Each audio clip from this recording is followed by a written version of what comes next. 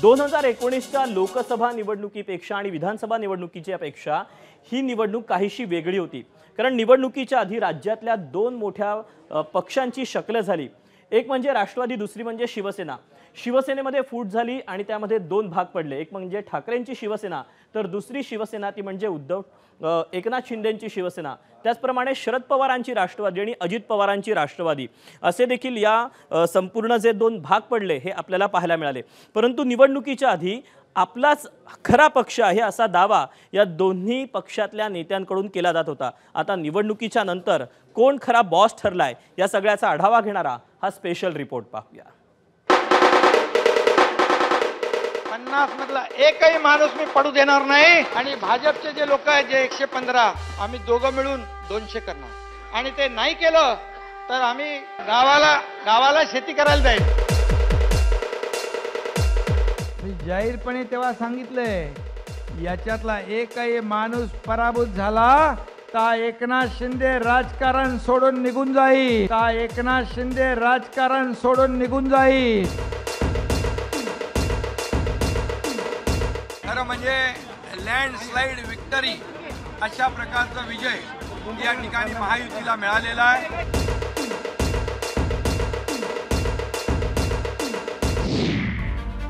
बाळासाहेबांच्या विचारांचे खरे वारसदार कोण आहेत, कुठं आहे त्यांच्या विचारांचे वारसदार? मला वाटतं यापुढे असा प्रश्न कुणालाही पडणार नाही। शिवसेना प्रमुखांनी ज्या शिवसेनेची स्थापना केली ती शिवसेना महाराष्ट्र लुटून तुम्हाला गुजरातला न्यायचं आहे, त्यांची चाकरी करण्यासाठी संपवायला तुम्ही निघालात।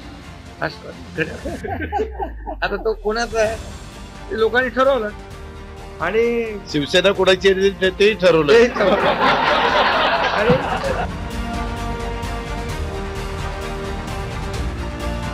बाळासाहेब ठाकरेंच्या राजकीय वारशांवरून गेल्या 2.5 वर्षांपासून सुरू असलेल्या याच संघर्षातील सर्वात मोठा अंक संपलाय। कारण ज्या आमदारांच्या जोरावर एकनाथ शिंदेंनी शिवसेनेवर दावा ठोकला होता तोच आकडा पुन्हा एकदा मिळवून एकनाथ शिंदेंनी आपणच खरी शिवसेना आहोत हे सिद्ध केलंय।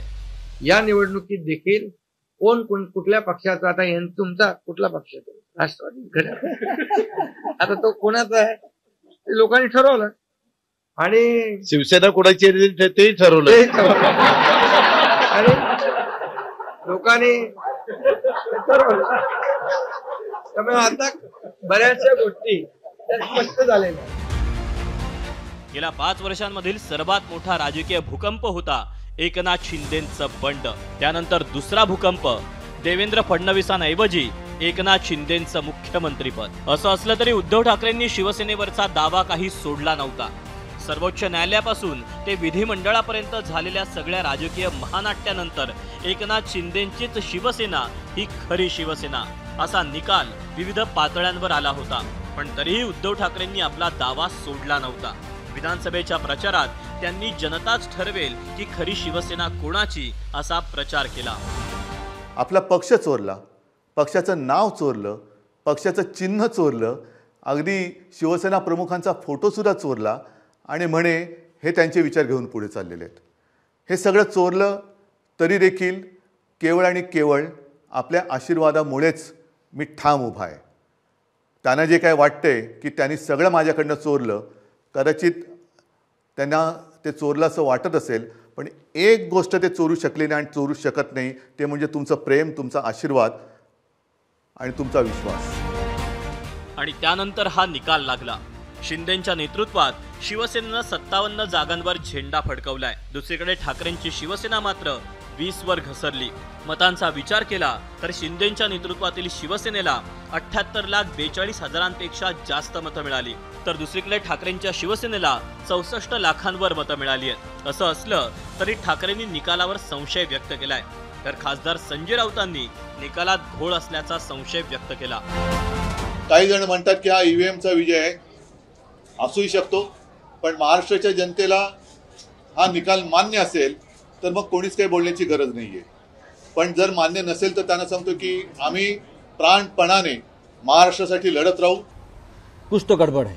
निवडणुकीमध्ये जय पराजय हार जीत लोकशाहीमध्ये हे होत असतं। आणि त्याच्याविषयी आम्हाला काही म्हणायचं नाही. पण जे निकाल लावून घेतलेले आहेत, त्या लावून घेतलेल्या निकालावर माझ्यासारख्या लोकशाही मानणाऱ्या माणसाचाही विश्वास असू शकत नाही.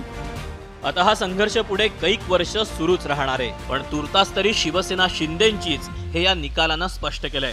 अशा आणखी एका पक्षासंदर्भात निकाल लागला आणि तो पक्ष म्हणजे राष्ट्रवादी काँग्रेस. शरद पवारांची साथ सोडून एकनाथ शिंदेंचा पॅटर्न फॉलो करत अजित पवार महायुतीत सामील झाले आणि राष्ट्रवादीवर दावा ठोकला. इतकंच नाही तर नवा लूकही केला.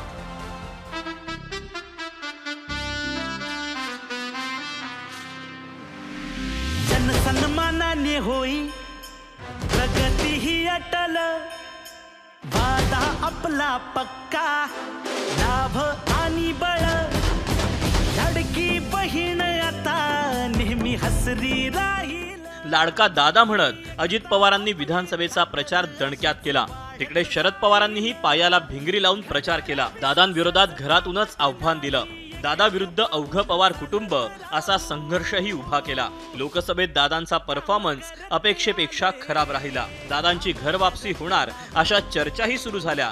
पण दादांनी शांत राहून फक्त आणि फक्त प्रचारावर फोकस केला. कुणी वाचाळवीरांनी वेगळे स्टेटमेंट केलेलं असेल तर तेवढ्या पुरतं त्या स्टेटमेंटच्या बद्दल आपलं मत काय ते सांगायचं आणि उद्याच्या काळामध्ये आमचं सरकार आल्यावर पुन्हा आमचं उद्याचं व्हिजन काय राहणार आहे ते सांगायचं. आणि ह्याच पद्धतीनं आम्ही शेवटपर्यंत प्रचाराची यंत्रणा राबवली. याचाच फायदा अजित पवारांना झाला. आकड्यांचंच बोलायचं झालं तर दादांच्या राष्ट्रवादीला 40 पेक्षा जास्त जागांवर यश मिळालं, तर शरद पवारांच्या राष्ट्रवादीला अवघ्या 10 जागा मिळाल्यात. असं असलं तरी शरद पवारांच्या राष्ट्रवादीला मिळालेली मतं दादांच्या राष्ट्रवादीपेक्षा जवळपास 10 लाखांहून जास्त मतं आहेत, असं निवडणूक आयोगाच्या वेबसाईटवर नोंद करण्यात आलंय. त्यामुळे जागांचं समाधान नसलं तरी व्होट शेअर शरद पवारांच्या सोबत आहे, हेच काय ते कार्यकर्त्यांसाठी समाधान. मात्र असं असलं तरी या महानिकालानं 2 प्रश्नांची उत्तरं काही प्रमाणात का होईना स्पष्ट झालीत. ती म्हणजे शिवसेना शिंदेंचीच आणि राष्ट्रवादी अजित दादांचीच. आता तो कोणाचा आहे ब्युरो रिपोर्ट, एबीपी माझा. शिवसेना कोणाची आहे तेही ठरवलं. एबीपी माझा, उघडा डोळे बघा नीट.